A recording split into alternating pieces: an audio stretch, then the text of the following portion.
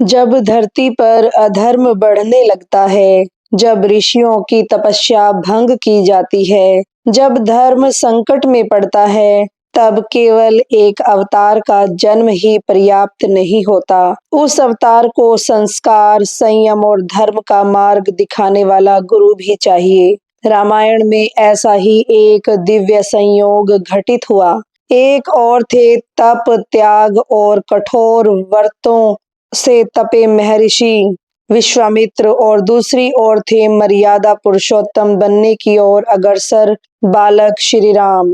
यह कथा केवल राक्षस वध की नहीं, यह कथा है राजा से ऋषि बनने की, बालक से आदर्श पुरुष बनने की और क्रोध से करुणा तक की यात्रा की। महर्षि विश्वामित्र का जन्म एक महान राजा के रूप में हुआ था।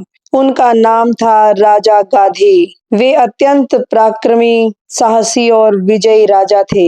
एक बार वे अपनी विशाल सेना के साथ महर्षि वशिष्ठ के आश्रम पहुंचे। वहां उन्होंने कामधेनु गाय का चमत्कार देखा। राजा गाधी ने उस गाय को अपने राज्य में ले जाने की इच्छा प्रकट की, पर महर्षि वशिष्ठ ने मना कर दिया। राजा ने बल प्रयोग किया, किंतु ऋषि की तपस्या के आगे राजा की सारी शक्ति पराजित हो गई। उसी क्षण राजा गाधी को यह बोध हुआ कि राजबल से कहीं अधिक शक्तिशाली ब्रह्म बल होता है। उन्होंने राज्य त्याग दिया और घोर तपस्या में लीन हो गए। कई वर्षों के कठिन तप के बाद वे राज ऋषि विश्वामित्र कहलाए, पर उनके भीतर का क्रोध और अहंकार अभी भी पूर्णतः समाप्त नहीं हुआ था। लगातार तप करते करते, अनंत साधना करते करते अंततः उन्होंने स्वयं को शुद्ध कर लिया और महर्षि विश्वामित्र बने।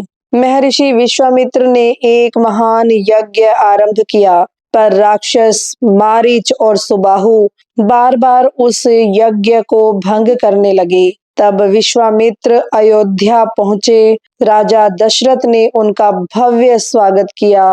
विश्वामित्र ने स्पष्ट शब्दों में कहा, मुझे आपके पुत्र श्री राम की आवश्यकता है। यह सुनकर दशरथ विचलित हो उठे। राम उस समय केवल 12 वर्ष के थे, पर गुरु वशिष्ठ ने समझाया, राजन, राम का यही धर्म पथ है।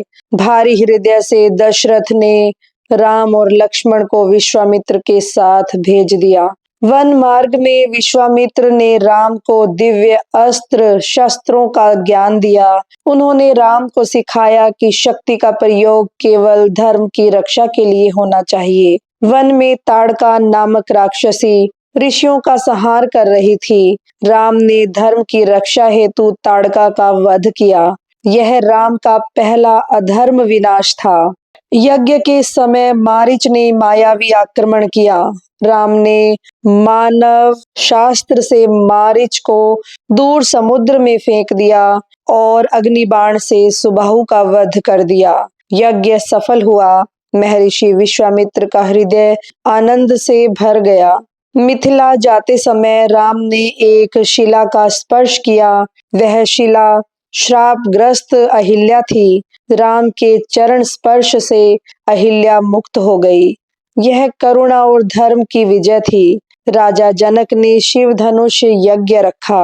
अनेक राजा असफल रहे।